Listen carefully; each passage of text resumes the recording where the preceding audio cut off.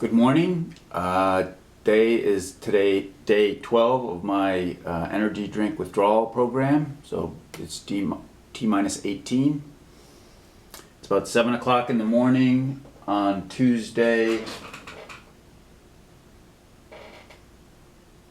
May 7th, I think. I didn't really do any reading of books yesterday, but I got some statistics online, so I'll try to share some of them, and they may be somewhat unreliable, but I have something. Have a sip of this.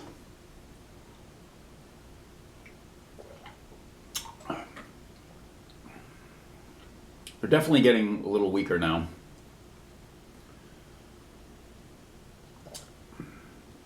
But I was still looking forward to drinking this. In fact, this morning I was wondering how I was going to get by with nothing at all to drink.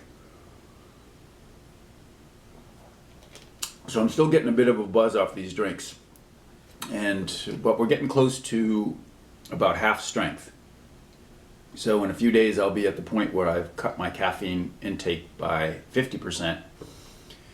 And no real noticeable withdrawal effects. Yesterday I had a little bit of a headache. I don't have a headache today.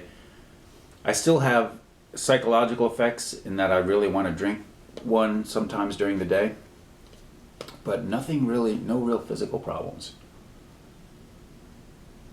So on that note, I guess it's going pretty well.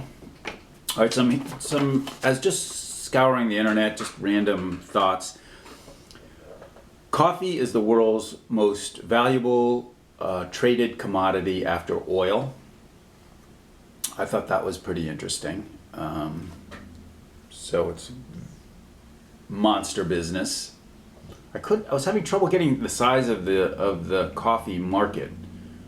I got numbers between 20 and 40 billion dollars per year, which I think would be for the U.S.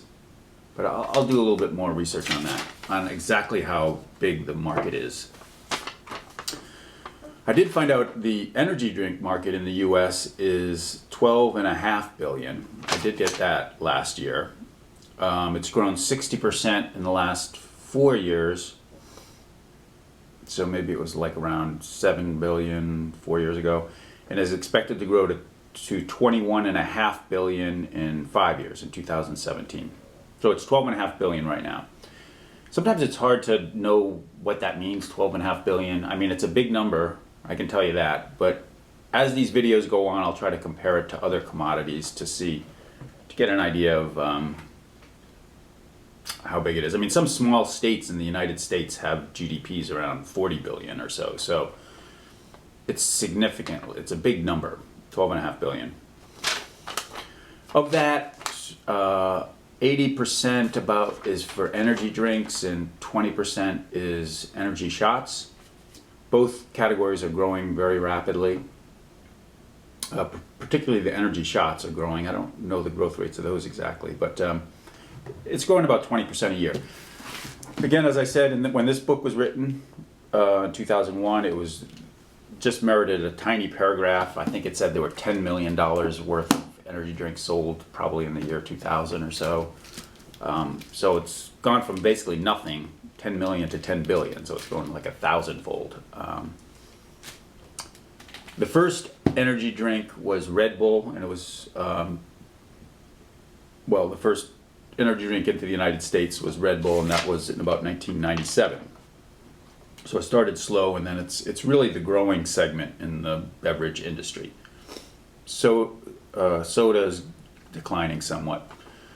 And within the coffee industry, I'm going to read this book, Starbucks. The specialty coffees are sort of the growing segment. And I'll read this probably in the next couple days. Okay, some other statistics. I scribbled things.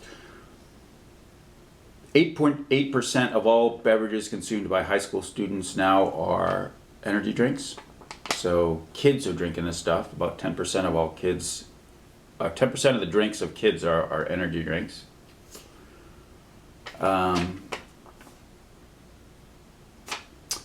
ER emergency room visits doubled between 2007 and 2011. Half of these include mixing energy drinks with alcohol. So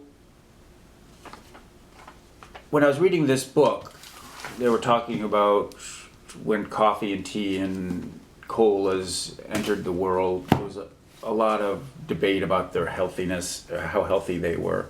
And so the same thing is happening now with energy drinks. But now people are actually getting sick and going to the hospital, and you're reading people are dying. So something big is happening and has to be grappled with. And I just read yesterday that the FDA is starting to look into these things more seriously because it's a growing business.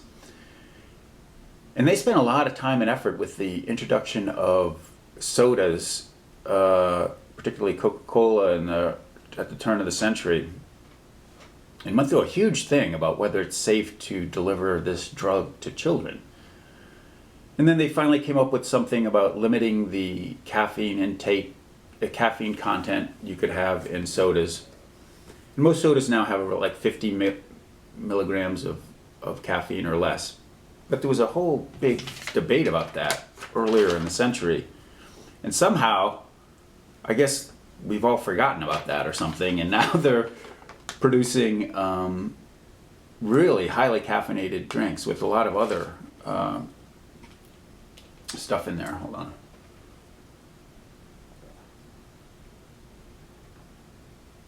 Let's get a caffeine hit while I'm discussing this.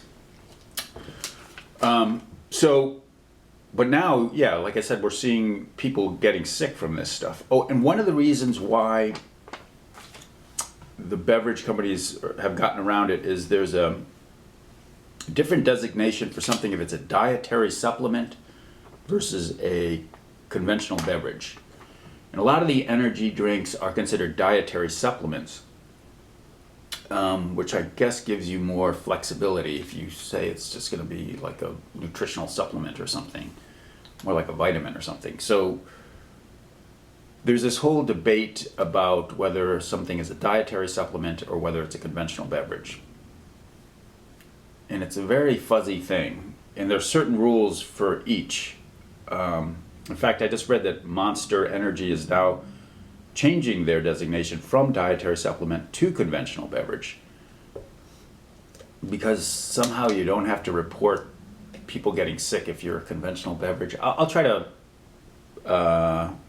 shed more light on this, but the key thing is it is fuzzy. It's a fuzzy line, and basically, since people are buying the stuff, they're getting the stuff out there, and they're going to have to draw up the laws as we go, more or less.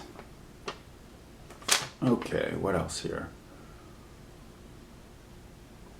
I guess that's the main stuff right now. The energy drinks tend to also include, besides caffeine, the common things are taurine, guarana, and the B vitamins. And I read something about guarana anyway. The caffeine in guarana is more slowly released, so it gives you a longer buzz. All right, that's about the end of the 10-minute segment. So I gave a few statistics that are sort of fragmented, but everything's going okay. And thanks for watching, and I will talk to you tomorrow.